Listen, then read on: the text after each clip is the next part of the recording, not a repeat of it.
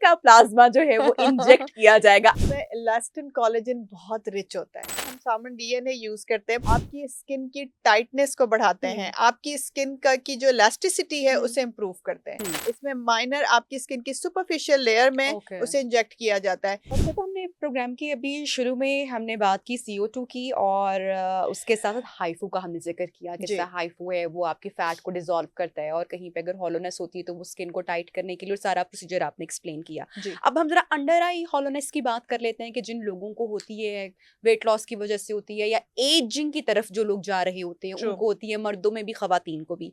तो इसके लिए कौन सी ट्रीटमेंट्स हैं, बोटॉक्स, फिलर्स हैं? अभी एक रिसेंटली हमने चीज सुनी है कि पॉलीन्यूक्लियोटाइड, और मैं इसमें क्या सुन रही हूँ कि सावन का प्लाज्मा कुछ लगाया जाता है। जब मैंने अपने हस्बैंड को ये बात बताई तो he was looking me like के क्या तो ये कुछ लोगों के लिए जो इतना ज्यादा एस्थेटिक को नहीं जानते हैं उनके लिए कि मछली का प्लाज्मा जो है वो इंजेक्ट किया जाएगा आसान लफ्जों में। इसको थोड़ा सा एक्सप्लेन कर दें। देखिए बेसिकली क्या होता है, आपने सुना होगा पहले लोग कहते थे, अभी भी कहते हैं मछली वाले कैप्सूल खाने हैं हमने, हम वहां से शुरू करते हैं, मछली से ही शुरू करते हैं। तो वो जो मछली वाले कैप्सूल होते हैं उनका कॉन्सेप्ट क्या होता है कि उसमें इलास्टिन कोलेजन बहुत रिच होता है, आपका कोलेजन इनहेंस होता है। सेम आपको साल्मन डीएनए के लिए हम साल्मन डीएनए यूज करते हैं, पॉलीन्यूक्लियोटाइड्स यूज करते हैं। बेसिकली वो हर जो ये पॉलीन्यूक्लियोटाइड्स, साल्मन डीएनए, हम जितने भी स्किन बूस्टर्स यूज कर रहे हैं, इन सब का पर्पस क्या है? इन सब का कंबाइंड पर्पस ये है कि वो आपकी स्किन के अंदर कोलेजन इलास्टिन बूस्ट करते हैं,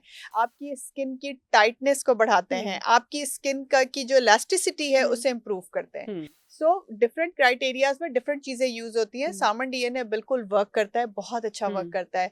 लाइक उसके जितने भी पॉलीन्यूक्लियोटाइड्स, जितने भी बूस्टर्स हम यूज करते हैं उसमें पेशेंट्स को बहुत अच्छे रिजल्ट्स आते हैं, नो डाउट।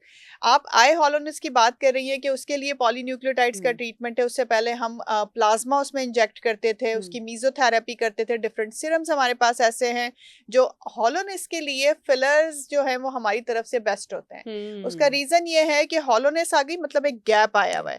अब फिलर्स का क्या मतलब है कि उन्होंने फिल करना है उस जगह को, तो उस जगह को फिल करने के लिए फिलर्स आर द बेस्ट। तो फिलर्स आप यूज कर सकते हैं, अपने डॉक्टर से मशवरा करें डेफिनेटली। अगर आपको कोई स्किन कंडीशन नहीं है और अगर आपको कोई बीमारी की वजह से ऐसा नहीं हो रहा, क्योंकि बहुत सारे लोग ऐसे हैं जिन्हें किडनी इश्यूज होते हैं, लिवर इश्यूज होते हैं, जिनकी हेल्थ में उनकी इम्यूनिटी किसी ना किसी वजह से सप्रेस रहती है, डिप्रेस रहती है, तो आपको वो हॉलोनेस बार बार होगी। ठीक है, इंस्टेड आप फिलर्स डलवा लें, वो जल्दी चला जाएगा आपकी आंखों के नीचे से। तो कॉज को रिमूव करें सबसे पहले। उसके बाद ट्रीटमेंट्स ऑप्शन में हमारे पास, अगर पेशेंट अफोर्ड कर सकता है तो fillers are the best, because वो हॉलोनेस को फिल कर देता है और आपकी स्किन का जो आपकी आई के नीचे हॉलोनेस की वजह से डार्कनेस आई होती है समहाउ उसे भी कवर कर देता है। बट एक्चुअली वो डार्क सर्कल्स की ट्रीटमेंट में आप उसे शामिल ना करें कि डार्क सर्कल्स हैं और पेशेंट हमारे पास आके कहता है फिलर कर दें, बिल्कुल वो उसकी ट्रीटमेंट में शामिल नहीं है। लेकिन ये जो मैं बात कर रही हूँ प्लाज्मा की और उसकी मीजो की, आप PRP करवाएं, उसपे मीजो करवाएं, वो फिल करवाएं, वो दोनों चीजों को ट्रीट करता है। वो समहाउ आपकी हॉलोनेस को भी कवर करेगा और आपकी स्किन का वो जो डार्क सर्कल वाला टेक्सचर है उसे भी बेहतर कर देगा।